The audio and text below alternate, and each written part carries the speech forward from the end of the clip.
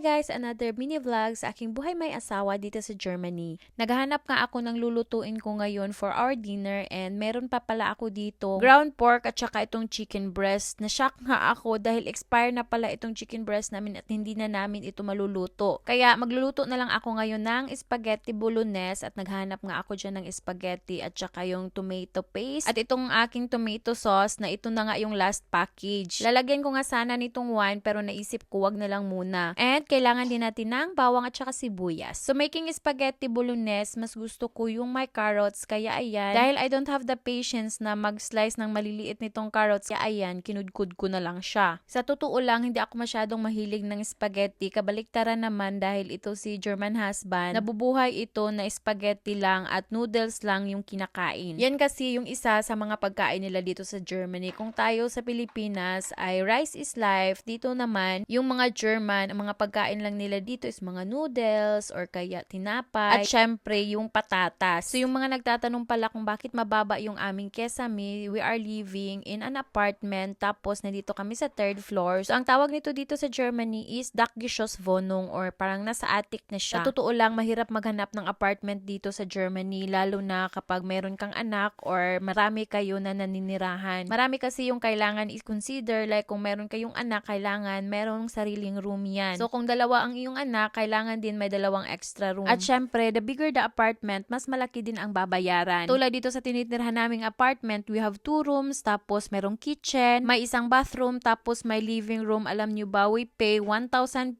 monthly. Hindi pa kasali dyan yung heating cost at saka electricity. Imagine, 1,050 euro, nagkakahalaga na yan ng almost 60,000 sa Pilipinas. Kaya kahit malaki yung kinikita mo dito sa Germany, yung mga bayarin naman ay nakakalula. Isama mo pa yung tax, number 1 yan na kailangan mong bayaran if you're working here. At syempre, may insurance, life insurance, health insurance, at saka iba pang mga bayarin. By the way, back in the video, kakauwi lang yan ni Patrick galing sa trabaho and may dala-dala siyang big package. Galing ata ito sa Amazon dahil binigyan niya ng guitar itong si Ethan. Ito kasi si Ethan is mahilig mag-guitar. Nanunood kasi ito ng mga concert at mga band ng banda ng kanyang papa na metal band. Kaya ayan, gustong-gusto niya yan nagigitar o kaya kumakanta.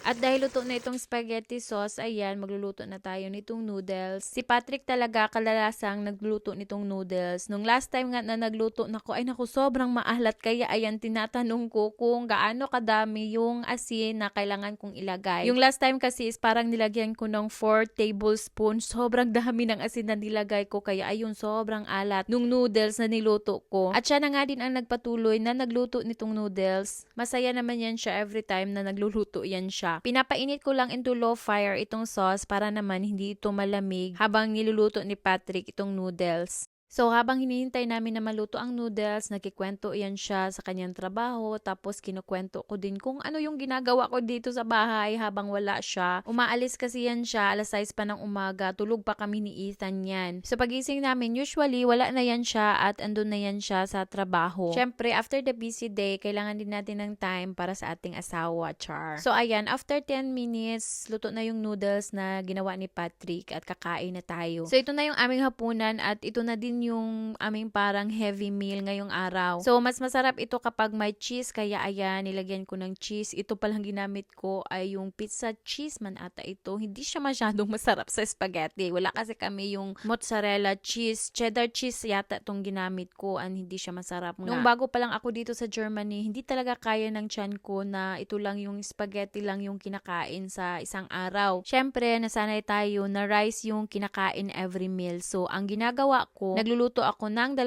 pagkain, isa para sa akin at isa din para kay German husband. Ngayon naman, medyo nasanay na din ako. And after namin kumain, may isang package pa pala na dumating dahil binilhan din pala ni German husband, ito si Ethan ng microphone. So, kumpleto na talaga yan siya. Meron ng electric guitar at saka meron pang microphone. Syempre, tuwang-tuwa ang papa ni Ethan na the same sila ng music taste. Kaya ayan, binili na lahat, hindi lang gitara, meron pang microphone. Nakakatuwa naman kasi kung makitaan mo ng hilig ang iyong anak, di ba?